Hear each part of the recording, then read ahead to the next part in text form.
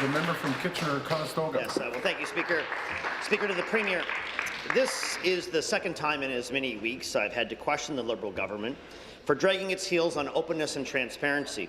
Last week, the Minister of Transportation refused to name a secret panel on the GTA West Highway. Today, he sits on test results of the largest bridge failure in Ontario's history.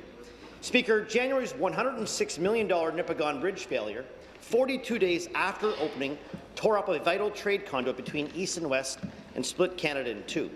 While the minister quickly pointed to bolt testing to find the cause of the failure, it's now 9 months later. The National Research Council and Western University completed their testing in July, and the minister has results, but he's refused to make them public. Will the Premier tell us why she's allowed her Minister of Transportation to keep the vital Nipigon bridge failure test results secret from the public for months? Minister of Transportation. Minister of Transportation. Thanks very much, Speaker. I want to thank the member opposite for the question. A couple of things I wanted to point out. I've said from day one that the most important thing for people, not just in Northern Ontario, but for people right across Ontario, is to have the entirety of the information flowing back to them with respect to what took place on the Nipigon River Bridge. We all recognize that it was a very challenging situation a number of months ago when the bridge malfunctioned. I'm happy to report, as I did at that time, that the Ministry of Transportation, working very closely with the affected communities and our First Nation partners, moved very quickly to make sure that a temporary repair was put back in place, Speaker, so that both lanes of the bridge at that point in time could be reopened. Both of those lanes have remained open since that point in time, Speaker. I've also committed in the past, and I'll reiterate it today that when we are in a position to release all of the findings with respect to all of the tests and analysis, we'll be happy to do so. Speaker, thank you. Thank you. Supplementary. Yeah. Okay. Well, there you have it, Speaker. Instead of releasing the results, the government continues to stonewall public requests. That's because they know, like those in Northern Ontario know, that this was not only the largest bridge failure in Ontario's history, it's their government's failure, a $106 million failure.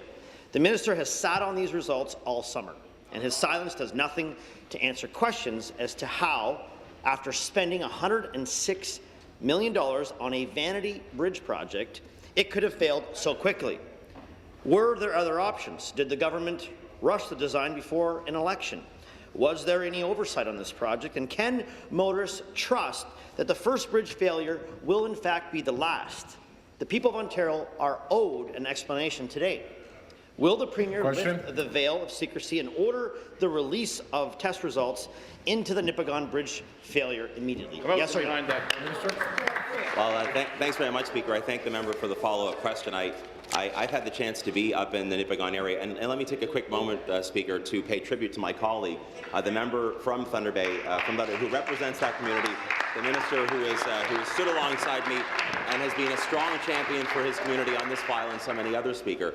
I've had the chance, along with many of those on this side of the House, to be in Nipigon and to be in communities around Nipigon, Speaker. I'm not quite certain that the people who live in that part of our beautiful province would take kindly to that Conservative member calling this a vanity project. I think that was the term that he just used a second ago, Speaker. On this side of the House, Speaker, this Premier and our team recognize that in every corner of Ontario there is a requirement, there is an obligation to continue to build up the infrastructure that we need for a brighter future and for a stronger economy, Speaker. This is work that we take seriously. We don't consider building up Northern Ontario an exercise in vanity. We consider it the right thing to do for the people of this province. Thanks so much, Speaker.